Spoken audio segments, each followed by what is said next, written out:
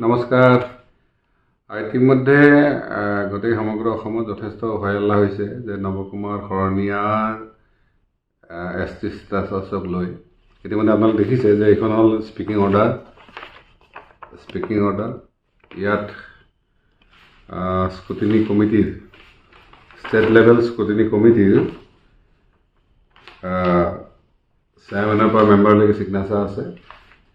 ইয়াত লাষ্ট চিৰিত লিখিছে যে শ্ৰী নৱকুমাৰ শৰণীয়া চনবলে Lakshikanta Sharania alias Lakshikanta Das alias Lakshikanta Sarugoj of village Diglipar Tamulpur district Baksa does not belong to Bodo Kachari community.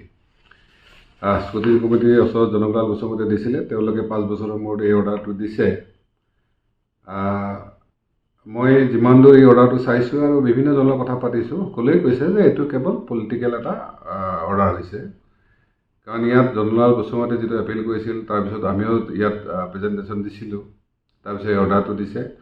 এতিয়া প্ৰশ্নটো হৈছে যে অহাকালিলৈ নৱকুমাৰ শৰণীয়া আকৌ ইলেকশ্যন খেলিব পাৰিব নে নোৱাৰিব। এই ক্ষেত্ৰত যিহেতু আমাৰ হাতত সময় কিছু আছে আৰু যিহেতু কোৰ্টত যোৱাৰ সুবিধাটো আছে, নিশ্চিতভাৱে আমি কোৰ্টত যাম। আৰু ইয়াৰ মেইন কাৰণটো আপোনালোকে দেখিছে যে সকলোৱে জানিছে যে নৱকুমাৰ শৰণীয়া কোকৰাঝাৰত ৰদ কৰিব পৰা ক্ষমতাটো বিজেপি বিপলত নাই। গতিকে তেওঁলোকে জানে যদি এই ধৰণৰ শিখণ্ডী বনাই জনকলালৰ শিখণ্ডী বনাই এই কামটো কৰা হয়, তেতিয়াহ'লে নিশ্চিতভাৱে নৱশৰণীয়াক হয়তো যুদ্ধৰ পৰা ৰখাব।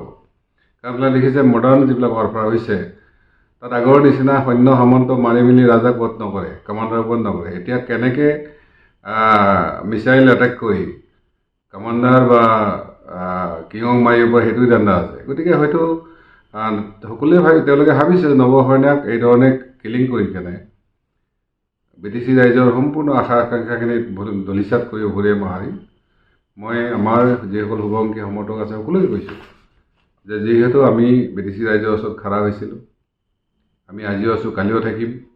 গতিকে আমাৰ বিৰুদ্ধে যিমানে ষড়যন্ত্ৰ নকৰক কেলে, আমাৰ বিৰুদ্ধে যিয়ে নকৰক কেলে, আমি যুঁজি যাম। আৰু নিশ্চিতভাৱে যি সত্য ন্যায় পক্ষত থাকিব তেওঁ এদিন না এদিন জয় হ'ব। আজি এই মুহূৰ্তত মই বিশেষ ক'ব খোজা নাই। নিৰ্দিষ্টভাৱে আমি সোমবাৰত হয়তো প্ৰেছ মিট দিম, তাত এই সম্পৰ্কীয় ডিটেইলছ কথাখিনি আপোনাক অৱগত কৰিম। ধন্যবাদ।